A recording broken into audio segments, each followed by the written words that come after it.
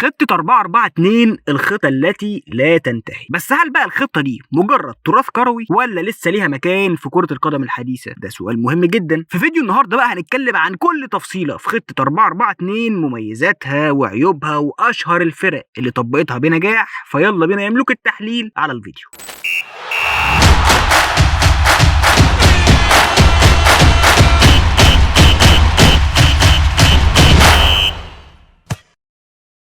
بص يا سيدي، خطة 4-4-2 ببساطة كده هي عبارة عن 4 مدافعين، 4 لعيبة في خط الوسط، 2 على الدايرة و2 على الأطراف. الاتنين اللي على الأطراف دول بيكونوا أجنحة، وفي حالة امتلاك الكرة والاستحواذ هيهاجموا معاك. إما بقى في حالة المرتدات عليك فهم الاتنين هيرجعوا يدافعوا ويساندوا دفاعيا، يعني الاتنين دول هيهاجموا وهيدافعوا. وعندك قدام بقى الاتنين المهاجمين، وفي الأغلب واحد بيكون مهاجم تارجت والتاني مهاجم حركي بيتحرك كتير وبيصنع اللعب أكتر. وكلمة السر في الخطة دي هي التوازن.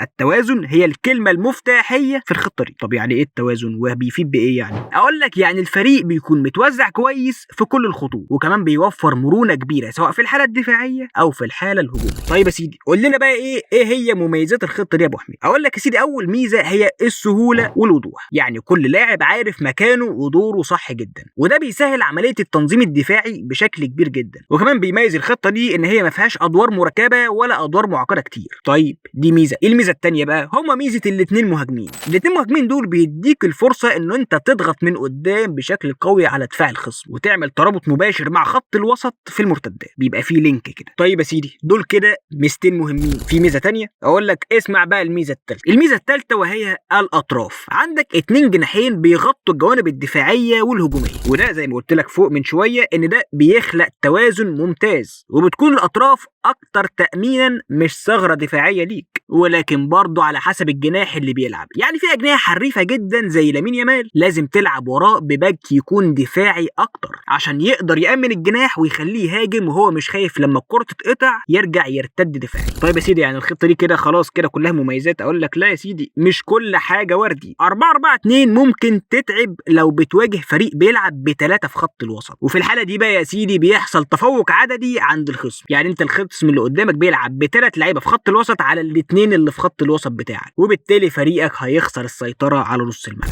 كمان من عيوب الخطه دي انك محتاج اجنحه تكون عندها قدرات دفاعيه عاليه جدا، لان لو الجناح اتاخر في التغطيه بتتعرض الاطراف للضغط وممكن تكون ثغره ونقطه ضعف خطيره في الفريق، وممكن تستقبل منها اهداف كتير لو الجناح اتاخر في المسانده الدفاعيه. كده اكون انا قلت لك على مميزات الخطه وعيوبها. تعال اقول لك بقى على نماذج او نسخ مختلفه من خطه 4-4-2. يلا بينا. اول حاجه وهي 4-4-2 دايموند، اللي بتلعب بلاعب ارتكاز ووسط هجومي خلف المهاجمين زي اللي كان بيلعب بيها ريال مدريد انشيلوتي في الموسم اللي فات، ودي اللي انفجر فيها جوب بلينجهام وكان بيسجل منها اهداف كتير في الموسم اللي فات عكس الموسم الحالي. ادي اول واحده. تاني واحده وهي 4-4-2 فلات او الكلاسيكيه، ودي اللي استخدمها مدربين كتير زي السير أليكس فيركسون مع مانشستر يونايتد، زي كمان بيب جوارديولا في موسم الثلاثيه. في الحاله الدفاعيه بتكون 4-4-2 كلاسيكيه ما فيهاش اي حاجه مختلفه. نموذج كمان وهي 4-4-2 الدفاعيه، ودي اللي استخدمها دييجو سيميوني مع اتلتيكو مدريد وبتتحول ل 4-4-1-1 احيانا. طيب ادي كده دول نماذج لخطه 4-4-2. ايه بقى اشهر الفرق اللي لعبت 4-4-2 بنجاح؟ عد معايا يا سيدي. مانشستر يونايتد في بدايه الالفينات مع السير أليكس فيركسون، اتلتيكو مدريد مع سيميوني، كمان فرنسا في يورو 2000، فرنسا في كاس العالم 2018، واحيانا برشلونه فليك في بعض انماط اللعب. اقول لك على حاجه كمان، حتى ليستر سيتي لما فاز بالبريمير ليج في 2016 مع رينيري كان بيلعب بيها. في النهايه خطه 4-4-2 مش موضه قديمه، هي مجرد اداه وظفتها صح ممكن تكون مدمره لاي خصم. طيب السؤال هنا بقى، هل انت بتعتقد ان الفرق الكبيره ممكن ترجع تعتمد عليها تاني بشكل اساسي؟ شاركونا رايكم تحت في التعليقات، وما تنسوش تعملوا لايك وسبسكرايب عشان يوصلكم كل جديد وتشوفوا حالات تحليل زي دي كتير. فبس كده، كان معاكم احمد خالد، بس كده، سلام.